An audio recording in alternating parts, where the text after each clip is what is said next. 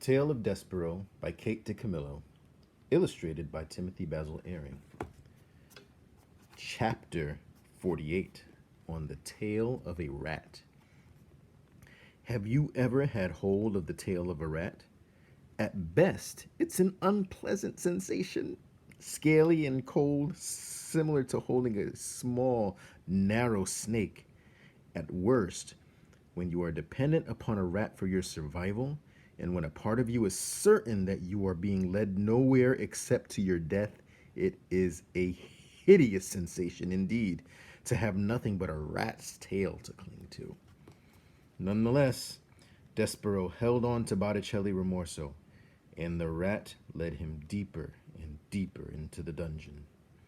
Despereaux's eyes had by this point adjusted quite well to the darkness, though it would have been better if they had not, for the things he saw made him shiver and shake. What did he see?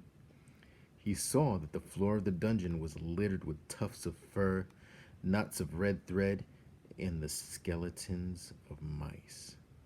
Everywhere there were tiny white bones glowing in the darkness, and he saw, in the dungeon tunnels through which Botticelli led him, the bones of human beings too, grinning skulls and delicate finger bones rising up out of the darkness and pointing towards some truth best left unspoken.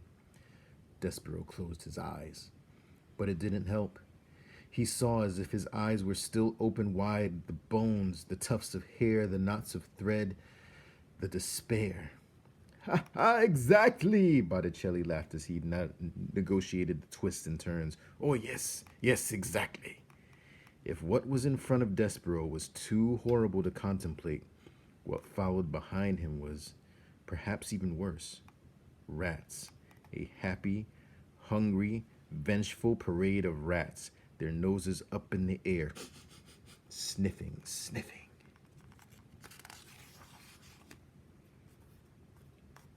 "Mouse!" sang out one rat joyfully. "Oh, yes, mouse," agreed another, "but something else, too."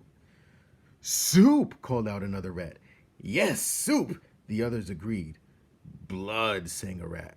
"Blood," they all agreed together. And then they sang, "Here, mousie, mousie, mousie, here, little mousie." Botticello called out to the other rats. "Mine," he said.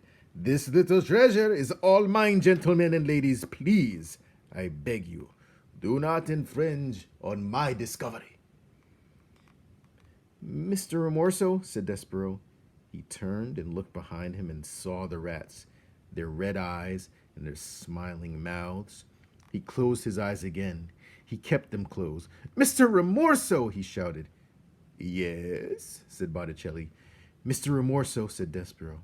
And he was crying now. He couldn't help it. "Please, the princess."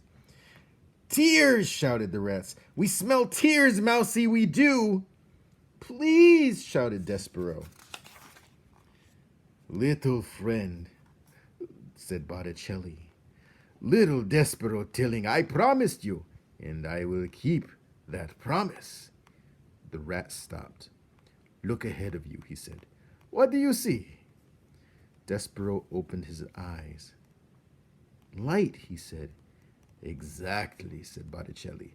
"Light.